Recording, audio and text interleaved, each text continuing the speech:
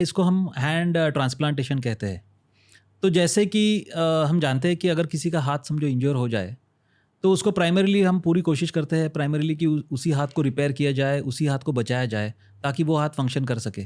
क्योंकि ये human hand जो है, आदमी का हाथ जो है, this is a miracle, this is a Marvel, कि ये हमारी इवोल्यूशन का सबसे बड़ा एविडेंस है। जो हमारे इमीडिएट एंसेस्टर्स है या एप्स है, मंकीज़ है, इनके हाथ को अगर आप देखेंगे और ह्यूमन हाथ को देखेंगे तो आपको पता चलेगा कि Y man is on the top of the food chain. क्यों, ये क्यों कह रहे हो? तो मेन चीज़ है कि हमारा जो अंगूठा है, दैट ये हाथ की ऑलमोस्ट 50% पावर है।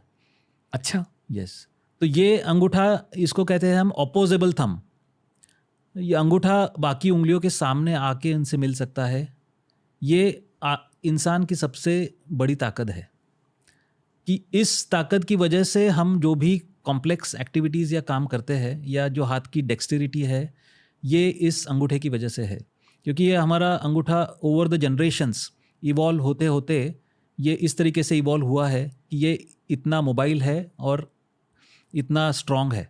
मतलब बाकी की उंगलियों में इतनी स्ट्रेंथ नहीं है, ताकत ज़्यादा अंगूठे में होती है। यस। तो overall from the functional point of view से अगर देखें तो अंगूठे को हम ऑलमोस्ट हाथ का 50% मानते हैं, और बाकी उंगलियां जो है वो क्योंकि ये एक्सिस ऑफ मूवमेंट है। उंगलियों की मूवमेंट जो है वो सिर्फ एक एक्सिस में होती है, बल्कि अंगूठा जो है वो 360 डिग्रीज में घूमता है। तो हाथ को बचाने की हम इसलिए पूरी कोशिश करते हैं, बट अनफॉर्चुनेटली कभी कभी हाथ नहीं बच सकता है, या वो इतनी बुरी तरह से डैमेज्ड है कि उसको हम नहीं बचा सकते हैं जी। तो ऐसे सिचुएशन में जो है वो एम्पुटेशन करना पड़ता है, या एम्पुटेशन हो जाता है किसी इंजरी की वजह से। कैसी इंजरी की वजह से?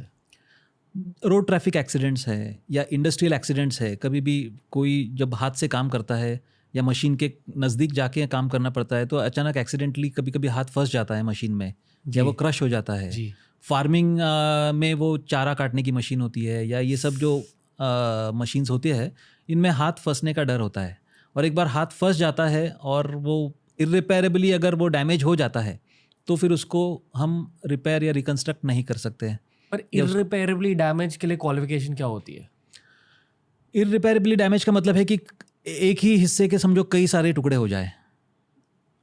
क्योंकि अगर एक टुकड़ा है, हम आमतौर पे जैसे हाथ एक जगह पे कट जाए और वो पेशेंट हमारे पास टाइम पे पहुंच जाए, तो हम ये सारे स्ट्रक्चर्स को दोबारा जोड़ सकते हैं। खुद का ही हाथ खुद का लगा ही। सकते हो? यस। ओके। तो उसमें हर चीज़ को, जैसे हाथ में बोन्स है, मसल्स है, टेंडन्स है, नर्व्स है, खून की नसें है, आर्टरीज है, वेन्स है और स्किन है। ये सारे स्ट्रक्चर्स को हम वन बाय वन एक के बाद एक जोड़ सकते हैं जी, ताकि वो हाथ दोबारा से फंक्शनल हो पाए। क्योंकि आखिर खुद का हाथ इज़ खुद का हाथ, तो उसको और कोई रिप्लेसमेंट नहीं है। तो इसलिए सारी एफर्ट या मेहनत जो है, भले ही एक उंगली हो या पूरा हाथ हो, किसी भी लेवल पे हो, अगर आप एक स्पेसिफिक टाइम लिमिट के अंदर आप हॉस्पिटल पहुंच जाते हैं और उस सही जगह पे पहुंच जाते हैं, तो उसको दोबारा जोड़ा जा सकता है। पर कैसी इंजरीज में आपका पूरा हाथ कट सकता है? मतलब आपने कैसे केसेस देखे हैं कि किसी तो का... जैसे मैंने एक टिपिकली 100 वर्कर्स जो होते हैं, जो वुड कटिंग या 100 के साथ काम करते हैं, उनमें किसी की उंगली कट जाती है। टिपिकली आजकल इंसिडेंट्स हम देखते हैं, जो बाइकर्स है, जो हैवी बाइक्स है, संडे को लोग क्लीनिंग कर रहे हैं या बाइक चालू है, या एक्सीडेंटली चेन चल जाता है या उंगली फंस जाती है। आए हाय। तो बाइक चेन इंजरीज ज़्यादा कॉमन हो रहे हैं आजकल। या एक पेशेंट को मैंने देखा था जो कि ब्रेड मेकिंग फैक्ट्री में काम कर रहा था, तो ब्रेड स्लाइस करने वाला जो स्लाइसर होता है, उसमें एक्सीडेंटली हाथ स्लाइस हो गया था। मेरे हाथों में बहुत दर्द हो रहा है। नहीं, बताइए। या नेवी के वर्कर्स को हमने देखा है, जैसे शिप पे वो हैवी क्रेन के साथ या इसके साथ काम करते हैं, तो वो हैवी क्रेन अचानक से अगर छूट जाए या टूट जाए किसी वजह से, तो वो पूरा हाथ उखाड़ सकता है।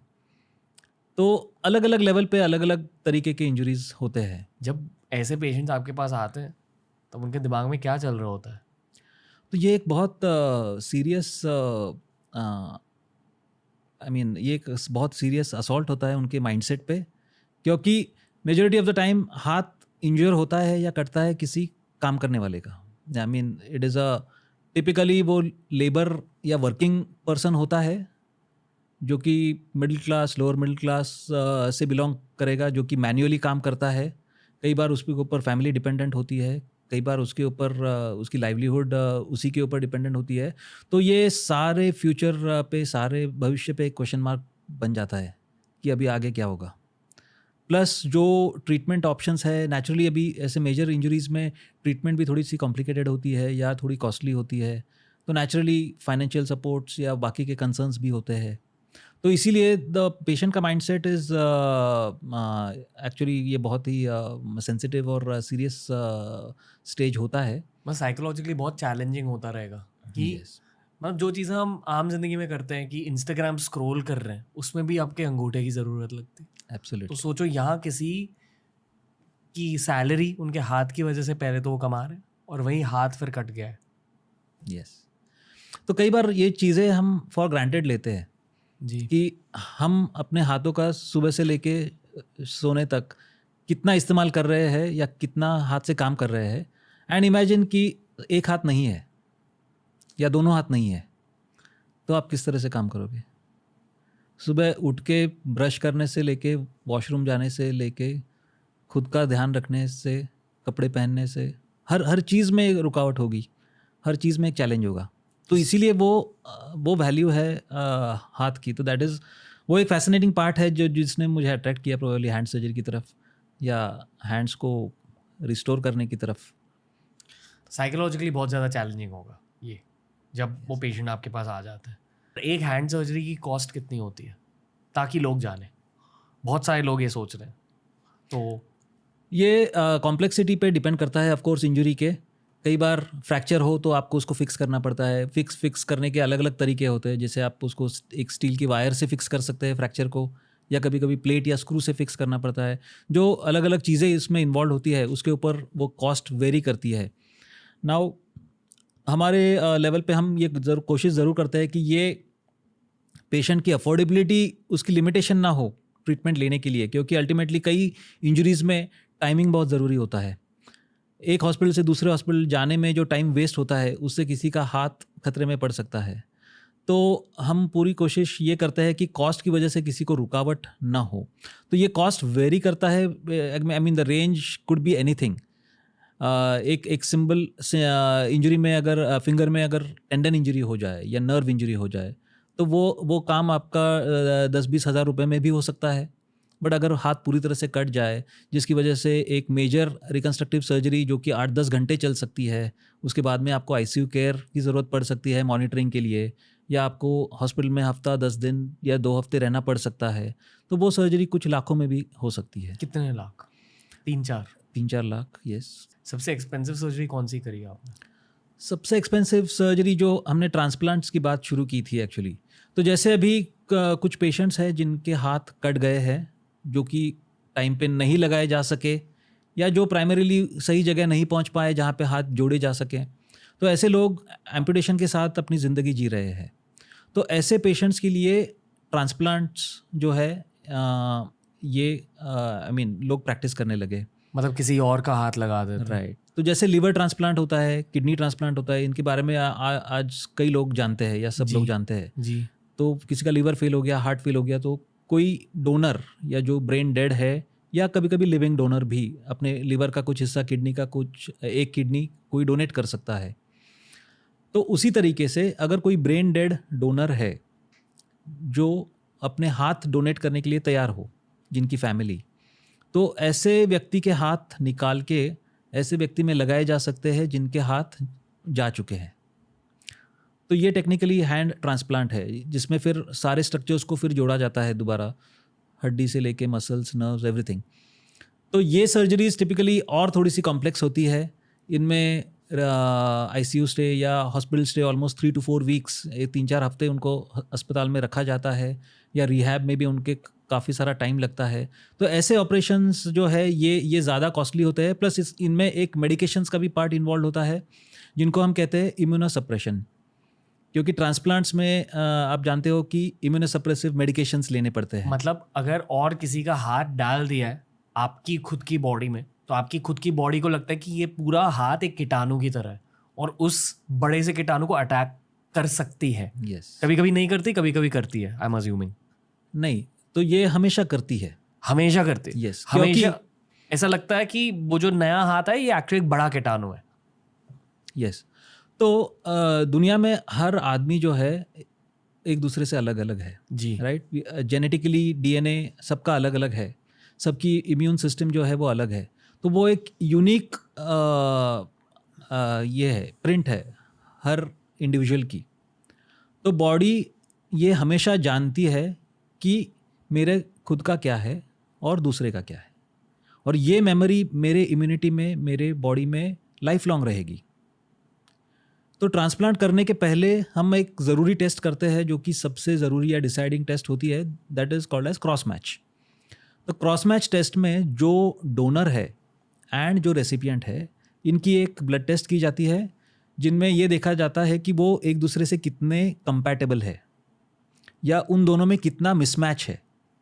तो जब ये मिसमैच एक सर्टन लेवल से कम है तो ही हम ट्रांसप्लांट कर सकते हैं, तो ही वो सेफ़ है, ताकि बॉडी उसको ज़्यादा स्ट्रांगली रिजेक्ट नहीं करेगी।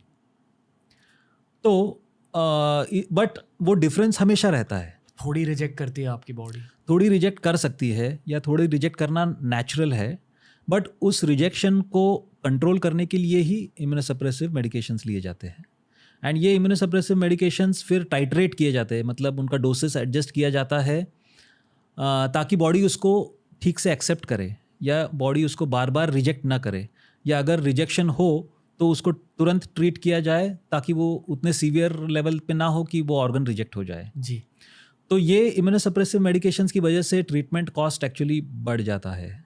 कि टोटल कॉस्ट कितना होता रहेगा? तो ऑन एन एवरेज जो है ये ट्रांसप्लांट सर्जरीज में आज के टाइम में, considering the duration of the surgery, complexity of the surgery, ICU stay, medications, 1 month of hospital stay, on an average किसी भी प्राइवेट या कॉर्पोरेट हॉस्पिटल में ऐसे सर्जरीज के कॉस्ट अराउंड 25 lakhs तक है। 25 lakhs यस, मेडिकेशन को घुल मिलाकर। यस।